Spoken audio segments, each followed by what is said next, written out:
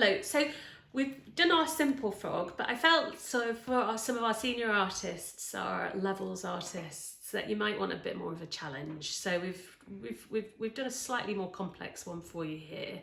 And what I want you to do is to take this one and really each week, each day, I'm going to try to put in a bit of a technique and some technical learning. And today it's all about negative shape. So every time I say the word negative shape, don't raise your eyebrows, just have a look and think, what is she talking about? So by the end time we get a few weeks in, I'm going to be saying negative shapes and you're going to be seeing in negative shapes. So happy drawing. I hope you really enjoy this frog.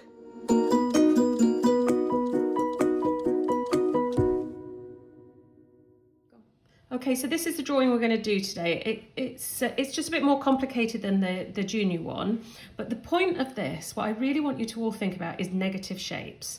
So negative shapes are the shapes between the shapes. So on this here, I'm just going to colour them in red. So can you see? That, when I look at this drawing, that is one of the most important shapes. When you get that, you'll get the arm right. There's another negative shape. So it's the shape within the shapes. We talk about this all the time at the Little Art School. When you're drawing, if you can start to see these shapes, instead of seeing just the twig, see the shape between it, see that shape between it.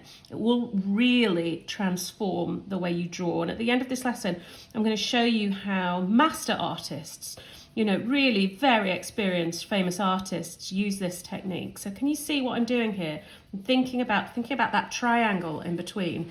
That is really going to affect me as I draw. So I want you to come onto your piece of paper. It doesn't matter what kind of paper you want to use. You can use a bit of cartridge paper. If all you've got is a bit of photocopying paper, that's fine too. I'm going to do mine here on some watercolour because today I'm talking a bit about watercolour pencils and I'm going to come into some watercolour pencil work later.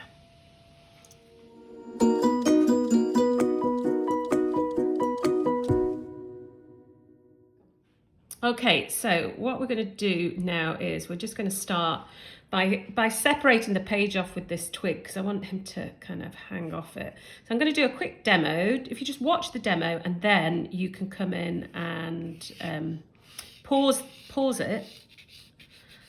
the video and you can put in your drawing then. Right, I talked about that negative shape, didn't I? This is it. So that shape, I'm not thinking about the twig. I am thinking about the triangle. That is what I'm thinking about.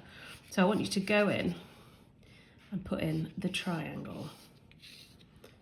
And again, I'm going to think here about the negative shape here. I'm going to think about that bit there as I go out and up. One nice big. I am doing lots of little short bursts here. And then we've got this nice little curve to give his eyes a bit of dimension. And then they're pretty much on a level, but we want them the same size. Okay, if we just got a line there and a line down, I'm going to put in just these small little shapes very quickly, which will form his little, I don't know, I want to say hands, but do frogs have hands? Not entirely sure. So then down here underneath, let's just put what we're going to have very loosely as a body. So I'm going to pause this now and I just want you to get your pencils and just draw in those first shapes.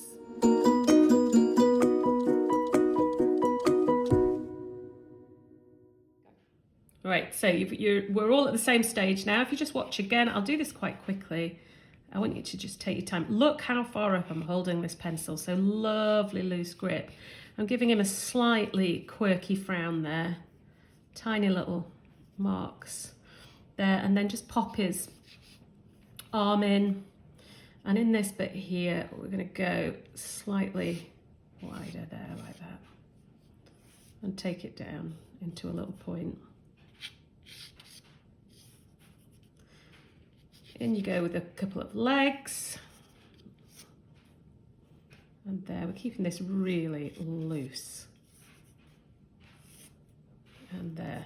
Now, with that arm, remember what I said right at the start there about that shape. So I'm thinking about that shape there. Remember the one I coloured in red? So get that shape in like that. And there we go. So if you pause it and pop in so that we're all at the same stage.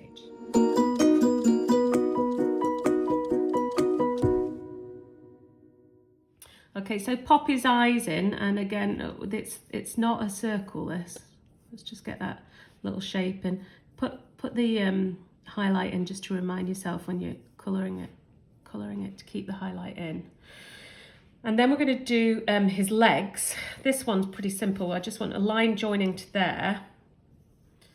And then we'll get his little hoppy feet in there. With this one, again, just the same, join it there. Think about that shape within the shape, which is kind of quite thin there. Look, can you see? Often, if you make a little error and you can see that it's not quite right, if you think about these negative shapes, like what's in between there, that will generally show you more than anything else where you've gone wrong. Now I'm just gonna go back in now and adjust his little shape here. And there he is, he's ready to colour. Now, if you've got watercolour pencils, brilliant, you can go in and do those. If you've not, so you can just go with some crayons, go with some pens. I've actually stolen my 12-year-old's nice pens here. I don't have anything as nice as that. You can colour it in pens. But if you do have watercolour pencils, that's what we're going to do at the next stage.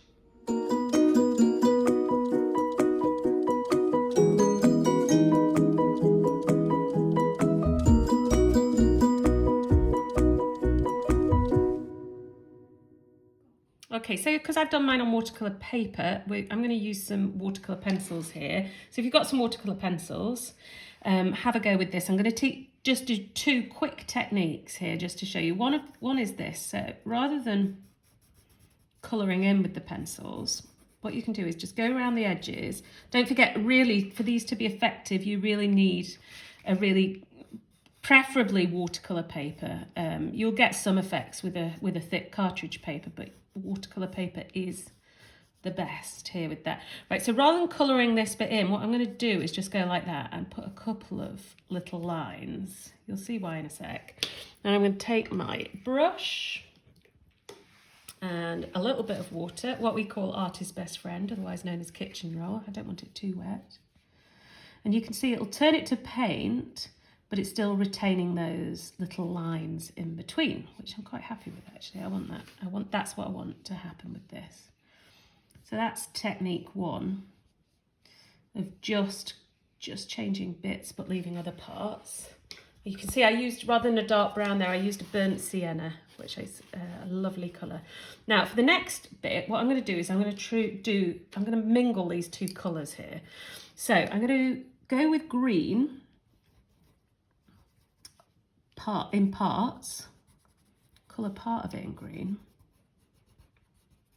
So the inside there like that. So when I'm using these pencils here, I'm not actually colouring. What I'm doing is I'm applying paint pigment to the paper, because that's what it is. It's the pigment that's coming out here. Now I just want a bit of green at the edges, and I'm going to put a tiny bit in there,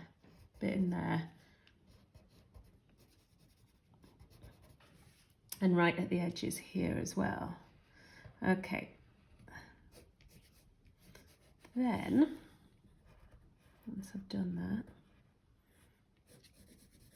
what I'm going to do is I'm going to come in with the blue, because I want him to be a sort of Amazonian style frog. And can you see? You can see where the pigment was coming out there. You can see how hard I'm pressing here, because I really want lots of paint there at the edge, especially there, in between and there. And then I'll go lighter elsewhere. Now I'm going to colour this, but I want the inside not to be as strong as the outside. These pencils they're absolutely brilliant, because it's such an easy way to paint without making too much of a mess. And actually you get loads of accuracy with them as well, that you can struggle to sometimes with the brush. Okay, I'm going around there. So I'm going to do the same here. I want a bit of pigment, unlike what I did with the brand shop there. I do want to have some colour in it. what I might do now is just put a bit of green in as well.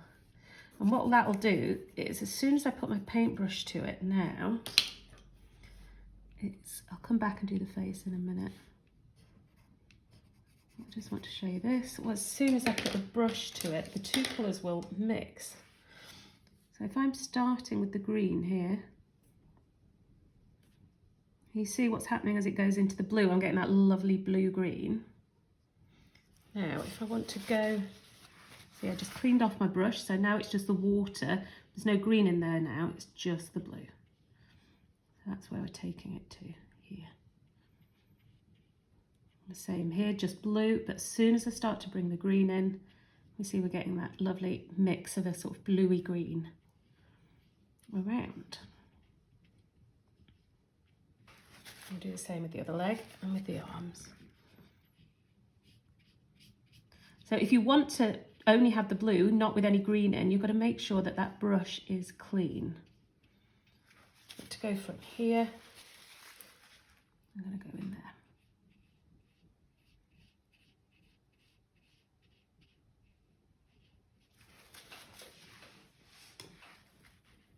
Now, almost finished.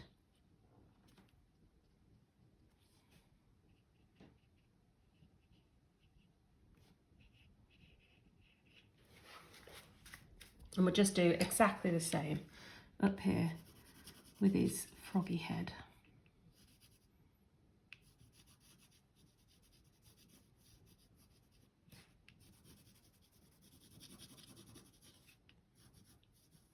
Actually, I'm going to go for more green. Up here. And then green there.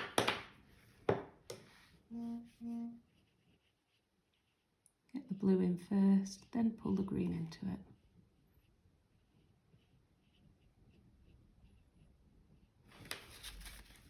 This bit underneath, I'm just going to keep it very light. Barely turned at all. Okay, and to finish, we'll just do these eyes. I'm going to go for a nice bright orange.